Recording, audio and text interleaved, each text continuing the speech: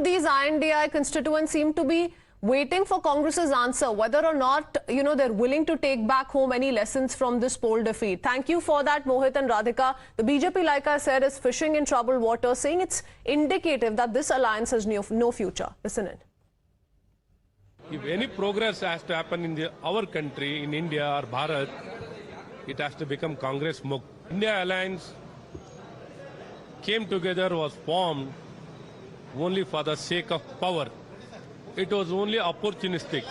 It was not for a sake of for a purpose. It was only for the opportunistic alliance. So it cannot sustain. It has got no future. So they can't sustain or they can't stay together. It will collapse on its own weight and its own differences. So the chinks are completely exposed. I don't see any future for India alliance. Well, before I go across to political commentator JVC Sriram for an overall picture, I want to first up begin by asking Mr. Vivek Srivastava, political analyst, this. Mr. Srivastava, several I.N.D.I. partners have come out to say that, more than a victory for the BJP, this amounts to a big loss for the Congress. And yet you have people in the Congress come out to say all is still well within the alliance. There are two things I would like to state. Firstly, everything is not spoken in front of the media.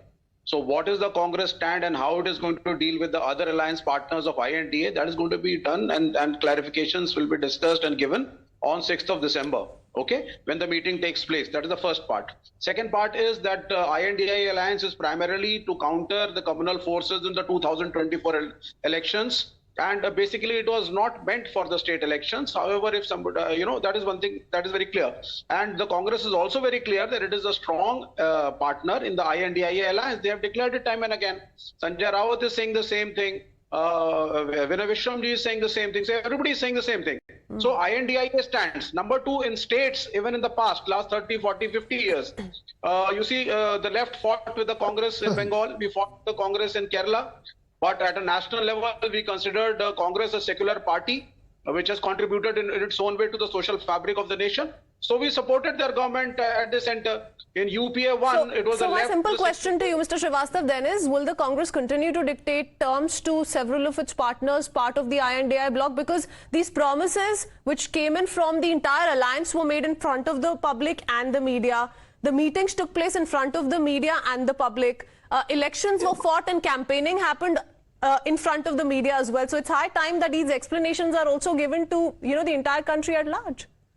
No, I told you this was primarily for 2024 elections. That is the first part. And secondly, you see, no constituent is bigger or smaller over here in the I.N.D.I.A. Everybody has got an equal respect, an equal share. Everybody contributes their own, strategies intellectually. Common minimum program is being designed. What are going to be the key issues? And yes, I do agree, as Comrade Vinay Vishram said right now in your program, had the I.N.D.I.A. alliance, coordinated a little more effectively in the state elections, and the seat distribution was better, and everybody participated, definitely the result would have been much better for the secular parties. So while that stands, I.N.D.A. still stands ground. Okay. And 2024 you'll expect. And yet you're saying that the Congress believes in working together, and yet Akhilesh Yadav continues to say that अगर आप हमें 4-5 सीटें दे देते तो उसमें क्या चला जाता.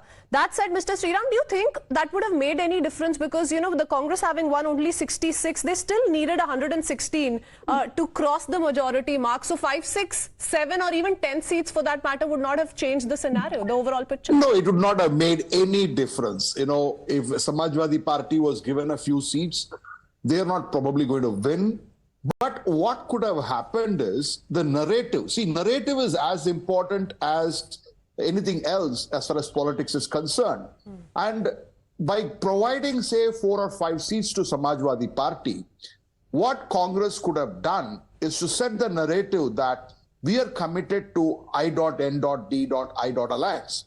Now, unfortunately, by the high-handedness of Kamal Nath, what had happened is, because till the last minute, we were told that Congress is going to give 6 seats to Samajwadi Party. This was something which was told by both the Congress Party and the Samajwadi Party. Now, by not providing this, what has happened is a narrative has been certainly set, the confusion has been made, and it's not that, political analysts or BJP is saying these. These are things which are coming from Shiv Sena. These are things which are coming from Trinamool Congress. These are things which are coming from JDU and CPI and CPIM and, of course, Samajwadi Party. So Congress would have to relook at its big brother attitude if at all this alliance is going to go on till 2024. Because the UBT Sena mouthpiece, like you said, Mr. Sriram, has now called out Kamal Nath, saying that, you know, he did not follow the I.N.D.I.A guidelines. And like you said, so far it was the BJP that kept saying this alliance has no future. Unfortunately for the alliance, it is the constituents of the alliance who've come out and established the same in the latest. They say Congress must learn its lessons, must do a U-turn, else the 2024 picture looks really grim. Thank you, gentlemen, for joining us this afternoon. We need to head into a very quick break with that.